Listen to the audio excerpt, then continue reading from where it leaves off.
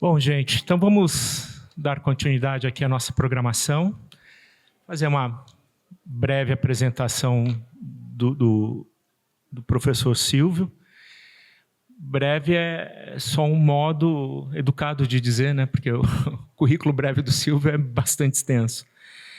Bom, Silvio Renato Jorge, ele é doutor em letras pela Universidade Federal do Rio de Janeiro, com estágio de pós-doutoramento na USP e na Universidade de Coimbra. É professor da Universidade Federal Fluminense desde 1995, onde assumiu diversas funções, entre as quais o editor da revista Gragoatá, na parte de estudos literários, coordenou o programa de pós-graduação.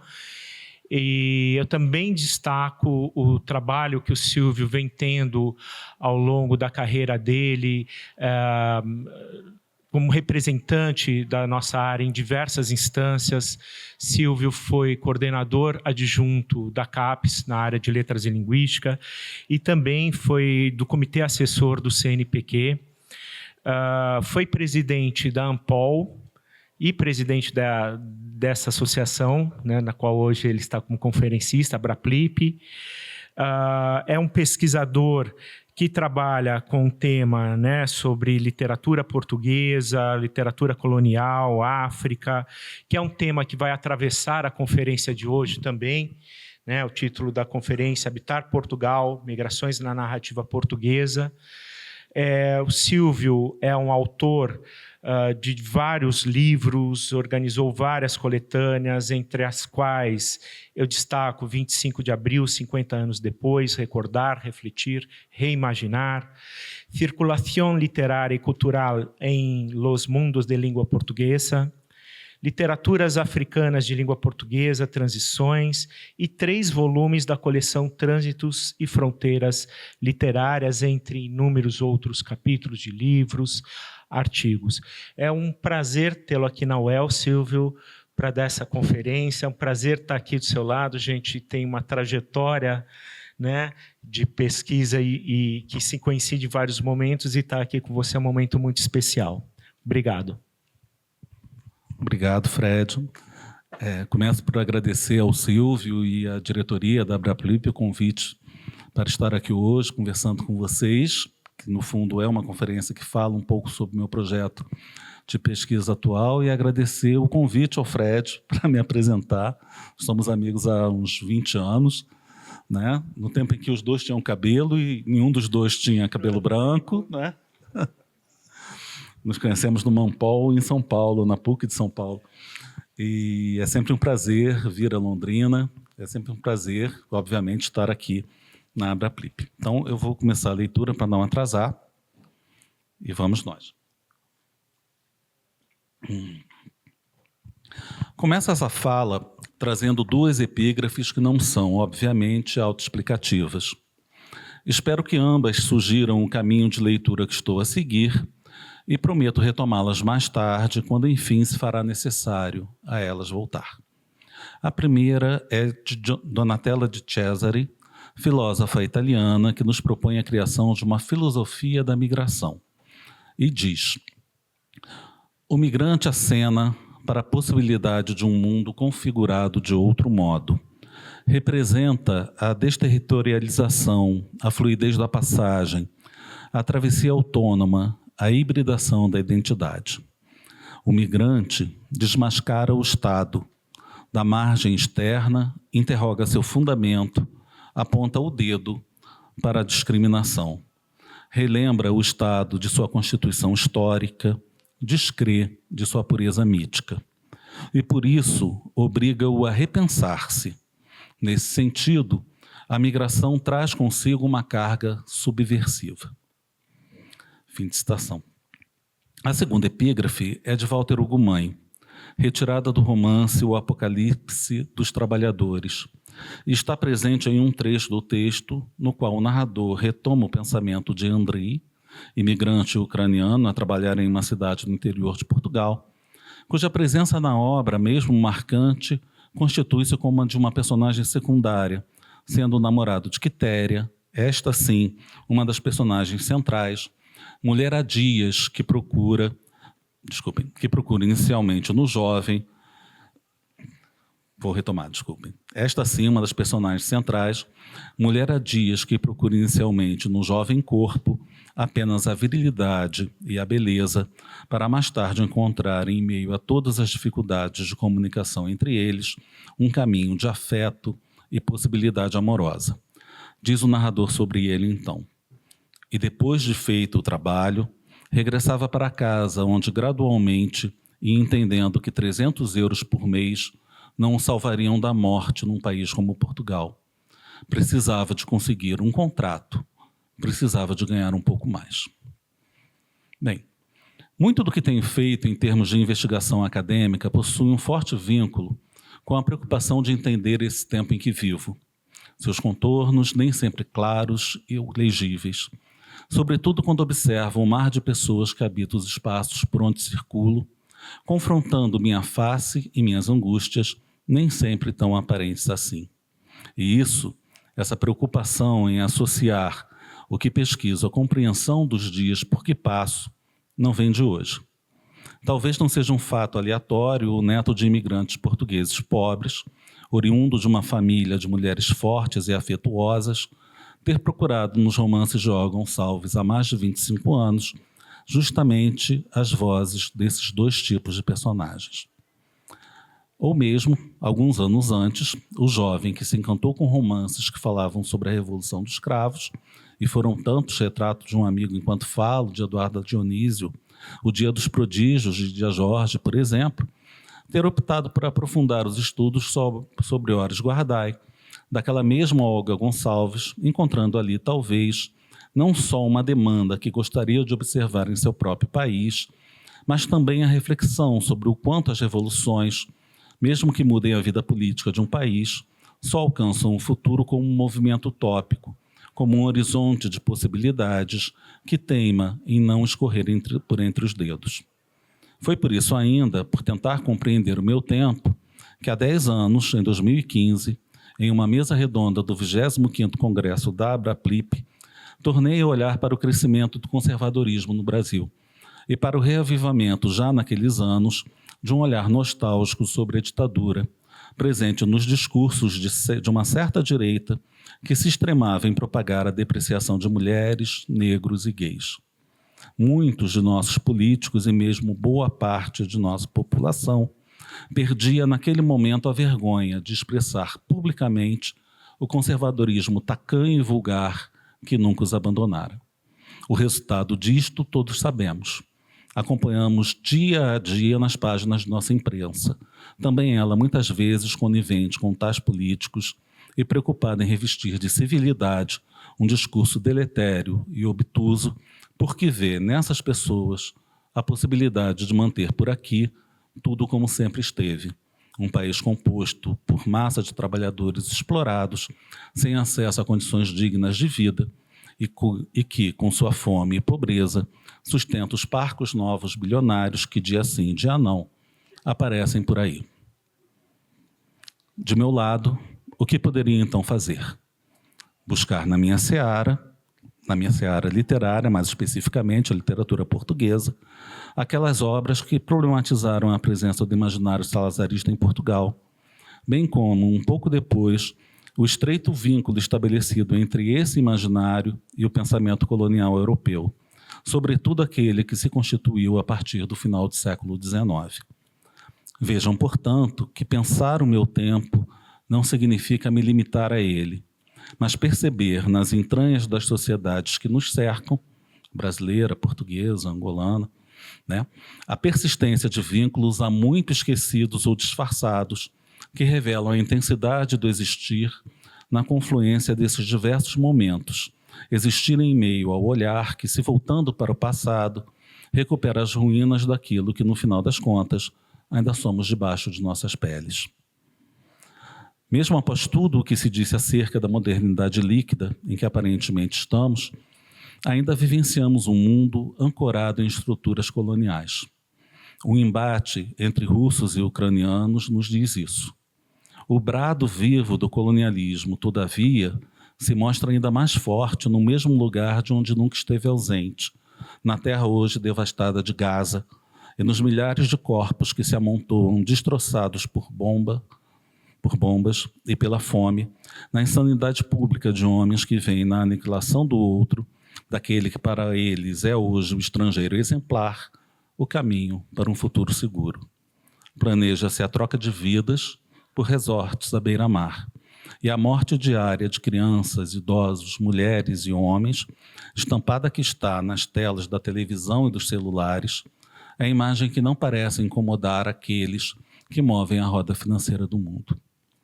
O estrangeiro exemplar, o estranho radical, o absolutamente diferente, ou seja, aquele que não fala a mesma língua que usamos, não possui os nossos traços em seus rostos, a mesma cor da pele ou o mesmo horizonte cultural, é hoje a grande vítima dos discursos discriminatórios que não cessam de crescer na boca de extremistas e de alguns conservadores em distintas partes do mundo.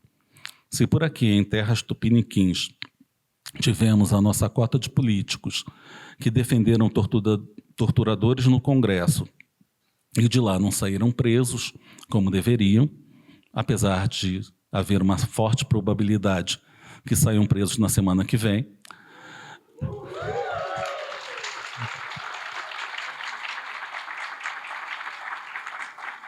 Estamos esperançosos. Em vários outros países, os imigrantes se tornaram, de alguns anos para cá, o alvo prioritário do pensamento conservador, sendo apresentados como principais responsáveis pelo desemprego e por problemas econômicos e sociais, como o aumento da criminalidade ou o enfraquecimento da saúde pública, por exemplo. Em Portugal, o pensamento conservador não foge a essa regra, por mais que para esse país seus próprios emigrantes tenham sido responsáveis por colaborar com a mitigação da fome e da pobreza durante grande parte do século XX, graças às remessas de dinheiro que enviavam para suas famílias enquanto trabalhavam em terras estrangeiras. Parece incoerência, e é. Sem ser, contudo, muito diferente daquela cuja manifestação podemos observar de forma mais evidente na Itália ou no governo dos Estados Unidos, mesmo que por razões distintas. Na Itália, onde talvez a rejeição aos imigrantes seja mais forte do que em todo o resto da Europa, que é um país que praticamente durante toda a primeira metade do século XX exportou imigrantes para o mundo inteiro, inclusive aqui para o Brasil, né? E nos Estados Unidos, porque efetivamente é um país cuja forte economia que tem hoje foi baseada fortemente de início na escravatura e a partir de fins do século XIX no trabalho de imigrantes. Não é? Isso para não falar que o infeliz que preside o país hoje em dia é também ele filho de imigrantes, né? Mas vamos deixar isso para lá. E é diante dessa nova perplexidade, verdade seja dita, nunca fui tão inocente a ponto de ficar perplexo com nada disso, estou apenas fazendo um jogo retórico. É diante, portanto, dessa nova perplexidade, fica a pergunta: o que a literatura publicada em Portugal tem a nos dizer sobre isso?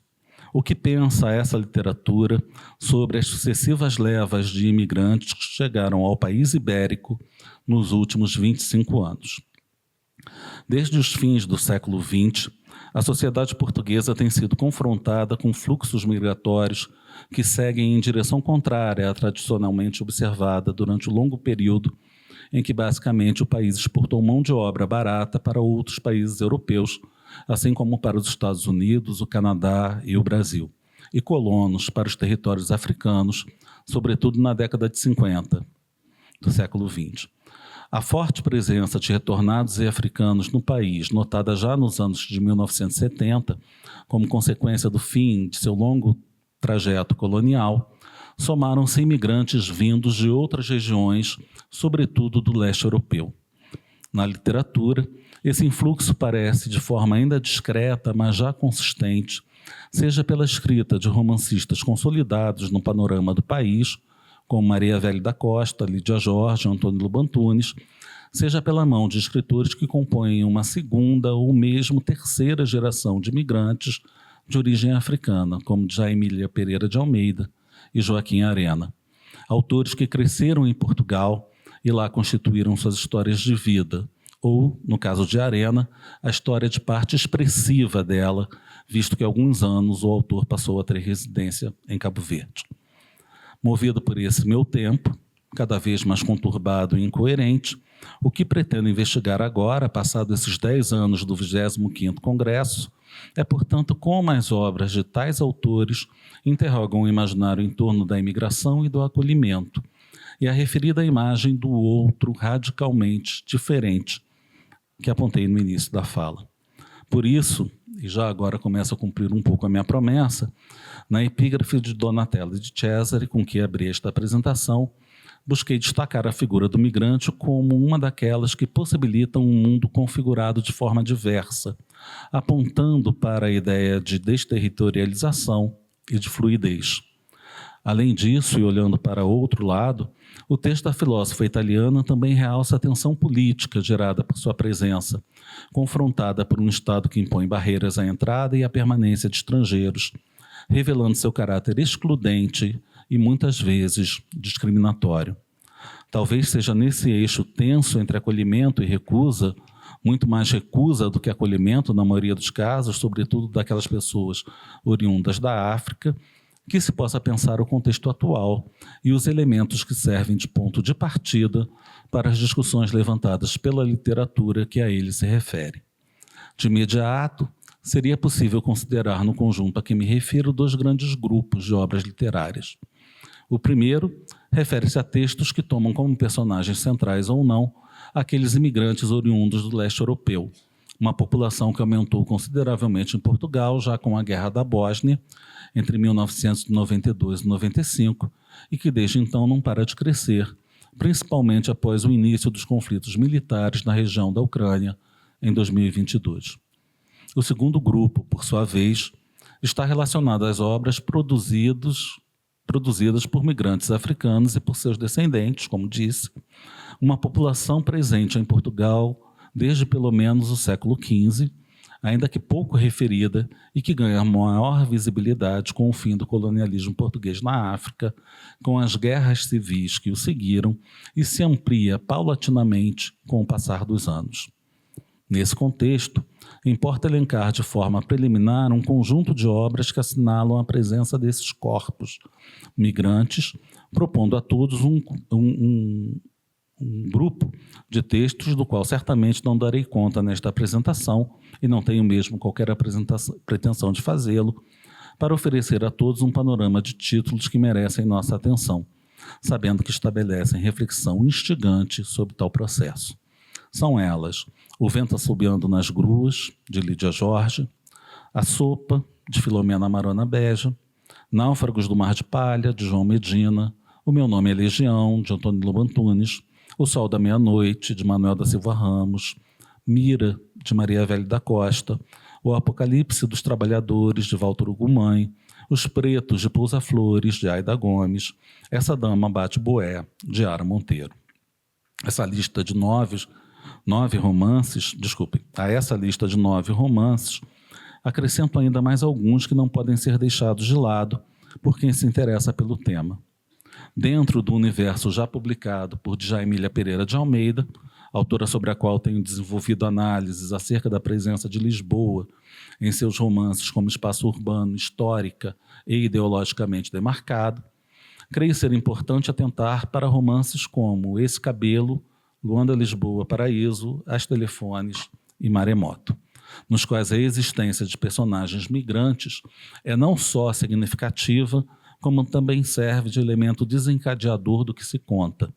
São personagens cuja materialidade discursiva se encontra na própria ideia de trânsito, como já o disse Roberta Guimarães Franco, um trânsito que se apresenta muitas vezes de forma descritiva no texto, pois são figuras que circulam, que andam pela cidade de Lisboa, mas também se insinua como metáfora de uma forma de representação que investe nos trânsitos identitários e afetivos. De Joaquim Arena, escritor nascido na ilha de São Vicente, em Cabo Verde, filho de pai português e mãe cabo-verdiana, que passou a residir em Lisboa aos 6 anos de idade e que atualmente circula entre os 2 países, acredito ser importante atribuir especial atenção a romances como A Verdade de Chindo Luz, o primeiro publicado por ele em 2006, e a trilogia iniciada com Debaixo da Nossa Pele, Uma Viagem, em 2017. Livro que investiga, por meio de um percurso narrativo, ensaístico e autoficcional, a presença de negros em Portugal e em outros países europeus desde um período anterior ao século XVI. Na verdade, ele remonta ao Império Romano, né, para destacar um negro que era corredor de bigas. Participava de corrida de bigas e foi um dos grandes campeões na época, que sobreviveu além daquilo que esses corredores costumavam sobreviver, né? Mas ele passa por todo o período, e eu estou sendo muito sintético quando falo apenas em Portugal e Europa, porque é, na verdade, uma das personagens que é uma figura histórica que foi criada na Rússia. Tá? Mas voltando aqui, antes que eu me perca. O livro, que foi indicado como menção honrosa no Prêmio Imprensa Nacional Vasco Graça Moura, em 2016, dentro da categoria Ensaio, revela intencionalmente, todavia, como há um pouco indiquei, certa instabilidade em relação ao gênero. Como nas Viagens da Minha Terra, de Almeida Garrett, eu estou aqui olhando para o Sérgio, trata-se de uma narrativa de viagem que é, ao mesmo tempo, um ensaio historicamente situado que observa não apenas a referida presença dos negros em terras europeias, mas também as questões identitárias e culturais que atravessam tal presença e, por fim, é ainda um romance autoficcional, que, para além da viagem efetivamente feita pelo autor às margens do Rio Sado, em busca das aldeias de São Romão e Rio dos Moinhos, onde, teoricamente, viveriam os descendentes dos primeiros escravos que chegaram a Portugal, com uma curiosidade que o Joaquim disse que, ao encontrar com a população dessas duas aldeias, que são bastante pequenas, né, na verdade, nenhum deles se reconhece como descendentes de negros, apesar dos traços físicos que neles permanecem. Voltando aqui. Então, Em Busca das Aldeias de São Romão e Rio dos Moinhos, recupera com outros nomes e momentos ficcionalizados sua memória familiar e a vida como imigrante em Portugal. Olhando de hoje, deste meu tempo encharcado de agoras e outroras, para o conjunto desses 15 livros enumerados, percebo a necessidade de, neles, desdobrar questões que relacionam suas personagens migrantes ao sentimento de estrangeiridade, ao questionamento do uso da língua como elemento identitário, à presença da ficcionalização da memória como instrumento de atração e repulsa pelo passado, e a interlocução que estabelecem com o espaço por elas habitado. Um espaço de escrita, sim, em que tudo o que seria físico, palpável, se manifesta pela palavra, mas também um espaço que almeja configurar reflexão detida sobre a inter-relação do homem com aquilo que o cerca. Para além disso, interessa também sondar a presença de imigrantes brasileiros nesses romances. É curioso notar que, mesmo compondo parcela significativa do conjunto de imigrantes que hoje vivem em Portugal, em torno de 10% da população, são raras as personagens brasileiras presentes em tais textos, nenhuma delas ocupando um lugar central e, em geral, caracterizadas como mulheres de alguma forma ligadas à prostituição. Estou falando detidamente desse corpus de 15 romances. Tá? É o que observamos, por exemplo, no caso de Aldagisa, uma cafetina mineira. Estou rindo aqui com Sabrina. Uai.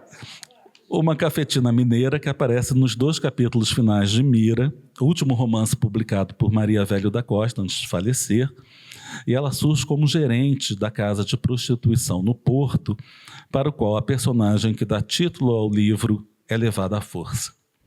Aparentemente uma figura doce e acalentadora, sobre ela diz o narrador: era brasileira, o que dá sempre um certo encanto ao desleixo criativo. Mas não era o caso dela. Nada era bonito, nem alegre à vista. Talvez fosse da profissão de proxeneta, que requer muita disciplina e ascese. Adalgisa, que se apresenta para a mira como madrinha, mantém tudo limpo e organizado. Sua fala mansa e afetuosa, todavia, contrasta claramente com aquilo que faz, e a frieza de seu suposto afeto se destaca de forma definitiva quando a pequenina Maribel surge na sala e a interpela, e cito: uma criança, uma menina de camisa de flanela com desenhos de Walt Disney, entrou na cozinha. O que é que você quer, Maribel, a uma hora destas? Não posso dormir, madrinha. O Nandinho queixa-se muito, diz que lhe dói o cu e que amanhã não quer mais poderófilos. Até dormindo ele chora e lamuria que não, que não.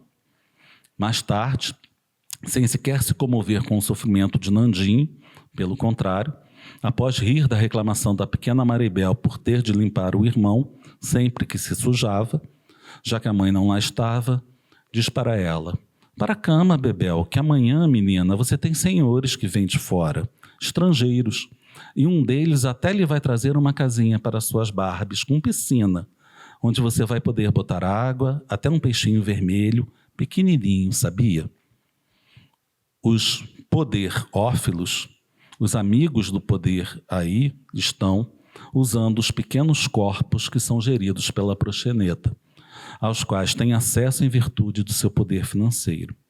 Toda essa cena transmite ao texto a violência necessária para justificar seu final e impacta de forma direta na representação angustiante e angustiosa do que é a vivência migratória em suas diversas possibilidades. É claro que eu não vou contar ao final, vou deixar para vocês lerem o livro. Mas também nos leva a especular sobre o processo de seleção e categorização que esses textos estabelecem para os imigrantes de diversas origens. Caberá à mulher brasileira um lugar sempre relacionado à prostituição, seja como objeto sexual, seja como cafetina que explora os demais corpos? E nesse sentido é bom lembrar que no mesmo romance, Adalgisa faz referência a duas outras mulheres, ambas prostitutas, que vivem na casa, a brasileira Nereide e a ucraniana Nina. Reconheço a fragilidade de minha argumentação, sobretudo a considerar que, efetivamente, a cafetina mineira é a única personagem brasileira presente nos 15 romances a que me referi e que tem fala, algum destaque. Mas o impacto trazido pelo texto parece fazer ecoar em meus ouvidos o que diz Igor José de Renaud Machado no artigo Reflexões sobre a Imigração Brasileira em Portugal. O Brasil, sempre num lugar mestiço, acaba sendo ele todo transformado no corpo feminino da mulata. Como tal, é sexualizado. Dando continuidade ao painel que tento aqui desenvolver, mas já agora observando o que se produziu em termos de reflexão acadêmica sobre o tema, cabe destacar que no contexto dos estudos críticos, tanto no Brasil como em Portugal, poderiam ser ampliadas as análises desenvolvidas sobre essa parcela específica da produção literária publicada nos anos 2000, considerando-se a escassez de material existente. Há, no entanto, percursos sedimentados que, ao se tornarem objetos de investigação, nos possibilitam a articulação entre tal análise e o corpo literário, demarcando fortemente questões próprias ao tema. Desses, destaco inicialmente 2 artigos. No caso dos imigrantes de origem eslava, é importante assinalar a existência de um estudo do escritor e crítico Miguel Real, intitulado Imagens de Imigrantes Eslavos na Literatura Portuguesa, o caso de A Sopa, de Filomena Marona Beja. Com uma análise mais ampla, tentando delinear aspectos temáticos e características gerais, é importante indicar o artigo publicado pela pesquisadora espanhola Maria Jesús Fernández Garcia, na revista Hispanismes, da Sociedade Francesa de Hispanismo, intitulado Imigrantes na Narrativa Portuguesa Contemporânea, de 2013. Para além desses 2, aponto ainda a tese Imagens de Imigrações em Obras da Literatura Portuguesa e Francesa do século XXI, defendida na Universidade Aberta por Maria Leonor Nunes Raposo do Cabo Pita, em 2023. Desse modo, Se os estudos já existentes, como esses 3 que indiquei, permitem compreender as dimensões social, histórica e política que envolvem o atual processo migratório em Portugal de forma preliminar, há ainda um largo caminho a trilhar para o aprofundamento de uma investigação que tenha por objeto específico a produção literária sobre o tema. O manancial teórico que podemos manejar, todavia, já me parece um pouco mais consistente, sobretudo pelas aproximações que podemos estabelecer entre as diversas formas de deslocamento territorial e suas injunções na constituição do indivíduo. Jean-Christophe Belli, em seu artigo A Gramática Gerativa das Pernas, escrito originalmente em 1981, mas incluído em A Frase Urbana, Ensaios sobre a Cidade, publicado no Brasil em 2021 com tradução de André Cavendish e Marcelo Jacques de Moraes, indaga sobre a solidão inerente a todo indivíduo que cruza a cidade, seja ele alguém apegado à sua comunidade ou um imigrado, pois ambos precisam decifrar esse livro urbano e articular sua gramática para poder pensar a relação entre si próprio e o lugar pelo qual transita. É ele quem diz, e cito: apegado a uma comunidade de referências internas ao lugar, ou em viagem, emigrado, excluído de qualquer comunidade local, o homem da cidade está, antes de tudo, só. O que ele tem à sua frente é tudo o que não é ele. Tudo o que vem a ele, escancarado e escapando-lhe ao mesmo tempo. O livro aberto da cidade que será preciso ler, interpretar, compreender. O texto de Belli não está preocupado como um todo em discutir o processo migratório. O que interessa para ele é a percepção da cidade e a forma como aquele que transita por ela interage com o espaço que o cerca. De certa forma, o olhar do filósofo francês nesse artigo se debruça primordialmente sobre o viajante. Interessa-me, todavia, retirar daqui a ideia de que o homem da cidade tem diante de si tudo o que não é ele. De forma talvez pouco consistente e coerente, ao reler esse trecho, imediatamente constituiu-se diante de mim um fragmento primordial de Tocata e Fuga para o Estrangeiro. O primeiro capítulo de Estrangeiros para Nós Mesmos, livro incontornável de Júlia Kristeva. Trata-se de um livro antigo, publicado no Brasil em 1994, mas que foi publicado originalmente na França em 1988. Eu não estou destacando o livro da Kristeva à toa, porque eu acho que muito do que se disse sobre o exílio, sobre o estrangeiro, sobre o imigrante, na verdade, deriva daquilo que foram as reflexões que ela desenvolveu nesse texto. E diz ela o seguinte: estranhamente, o estrangeiro habita em nós. Ele é a face oculta da nossa identidade, o espaço que arruína a nossa morada, o tempo em que se afundam o entendimento e a simpatia.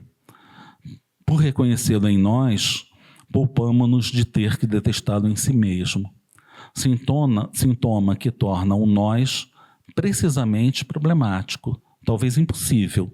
O estrangeiro começa quando surge a consciência de minha diferença e termina quando nos reconhecemos todos estrangeiros, rebeldes a vínculos e às comunidades. Fim de citação. Para ambos, Belli e Kristeva, tudo que está adiante e para fora de nós constitui-se propriamente como o desconhecido. Entretanto, o desconhecido, o estranho percebido por Freud, hoje sabemos que habita dentro de nós mesmos, constituindo nossa singularidade diante de todos e do que imaginávamos ser.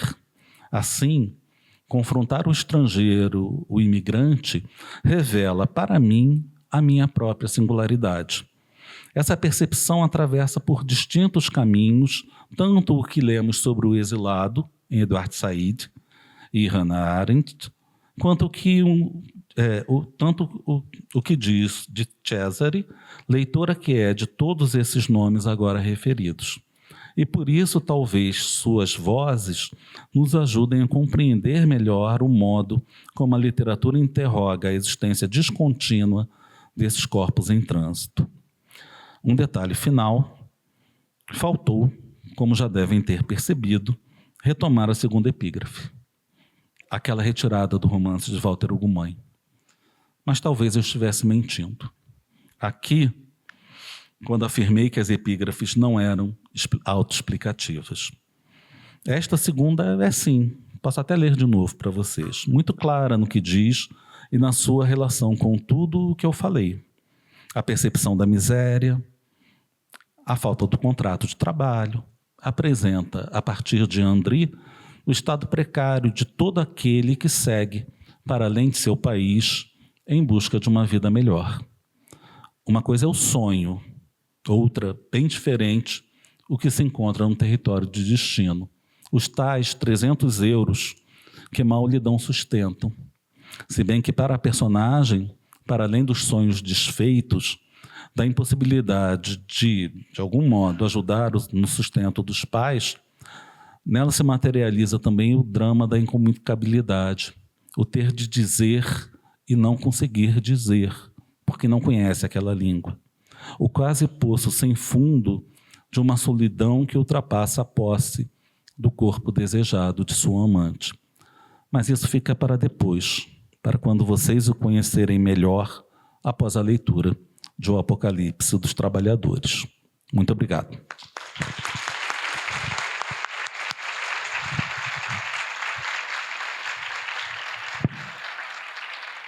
Bom, quero agradecer a conferência do professor Silvio, esse amplo, né, número de obras, de romances que ele nos cita, que humildemente ele fala de um panorama, mas eu acredito ali que reúne boa parte dessa produção contemporânea e das reflexões que ele nos traz, né, sobre questões do uso da língua, da ficcionalização da memória, interlocução com o espaço, né, apontando sempre caminhos para a ampliação da análise e do debate. Silvio, muito obrigado pela conferência. E agora nós convidamos vocês para o nosso coffee break.